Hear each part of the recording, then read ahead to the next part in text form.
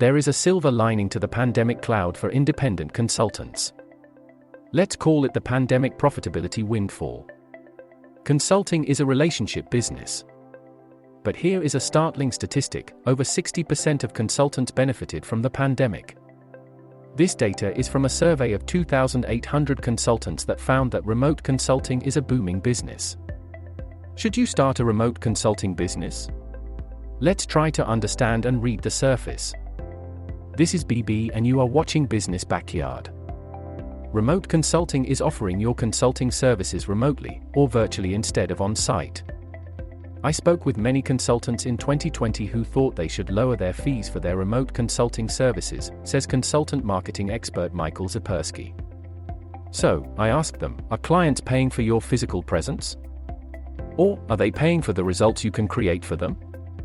According to a recent report by McKinsey, e-commerce and video conferencing now account for 43% of all B2B revenue, more than any other channel. This has been a game-changer shift for independent consultants marketing their services.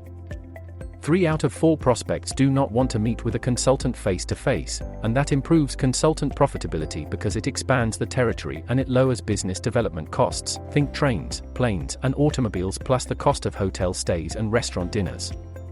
According to the McKinsey report, more than 3/4 of buyers and sellers say they now prefer digital self-serve and remote human engagement over face-to-face interactions, a sentiment that has steadily intensified after lockdowns have ended. According to Zapersky, here are 3 reasons why independent consultants benefited from the pandemic. Increased profitability. Business travel is a notorious part of consulting. For obvious reasons, consultants couldn't travel for much of 2020. Consultants who switched to remote consulting saw an instant increase in profitability. They no longer had to spend time or money traveling, and they had more time for billable work. Productization.